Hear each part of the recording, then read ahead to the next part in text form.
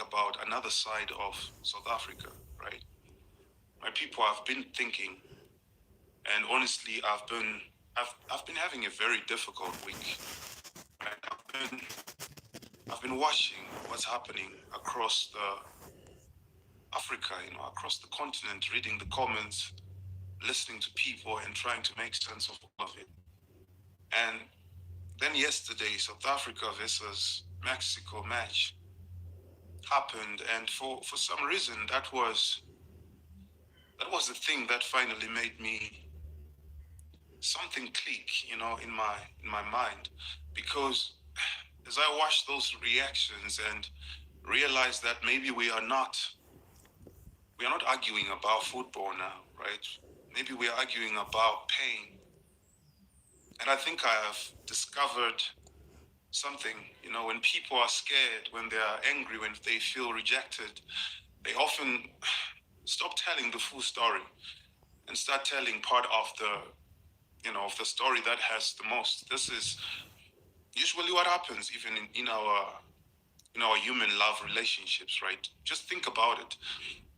That's why some foreigners have lived in South Africa for so many years, but they are focusing almost on entirely on the negative experiences they have had. At the same time, also many South Africans are focusing almost entirely on the pressures that they're experiencing.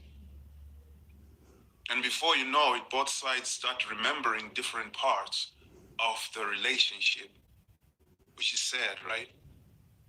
That realization, it hit me hard, my people. Because then I started asking myself, if South Africans were always these terrible people we are suddenly making them out to be, how did millions of us end up building lives here?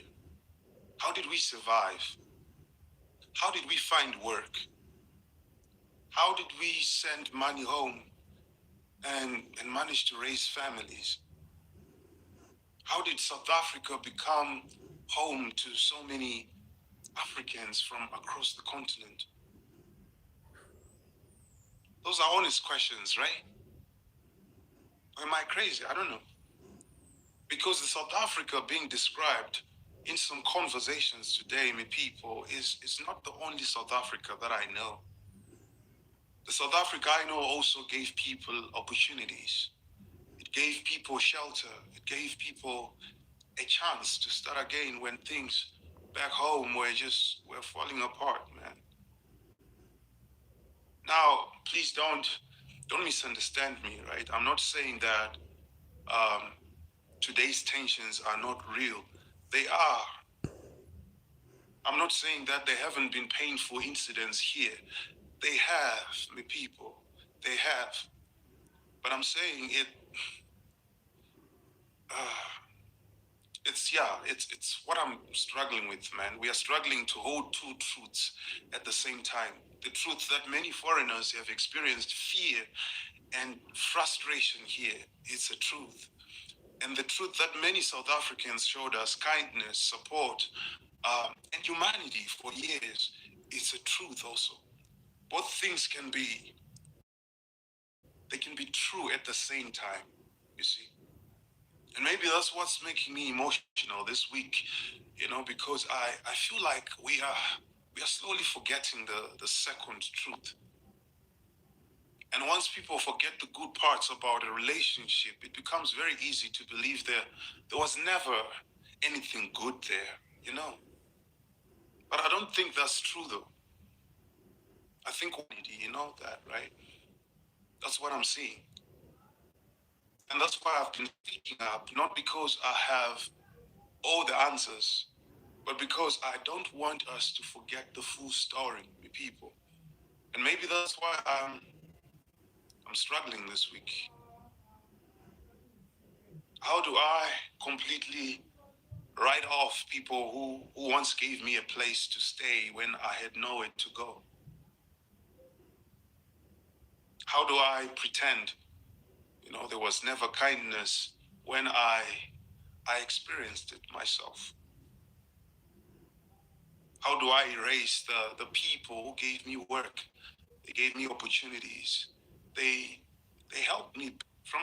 I had nothing. I was just a boy. I had nowhere to go, and my mother was already getting sick after years of being a cross-border trader, working between Zimbabwe, Botswana, Tanzania, selling goods, just to survive. When I started working as a boy, one thing of the first things that I did was to tell her to stop working and just stay at home and rest, right? And by God's grace, we're able to keep here alive for another 13 years. But even before that, I remember something small, right? But it stayed with me. She used to come back with clothes from South Africa that she had said that her South African friends had given her for Christmas. You know, small things like that. Yeah, but they meant everything to me at the time. I grew up in the ghetto, in the township. So when I hear conversations today that reduce everything to hatred or erase all of that history, I struggle. How do I write off the people who were part of such moments in my life? That's what I'm struggling with. Because yes, the tensions are real, right? And the frustrations are real. But so is the history also that many of us lived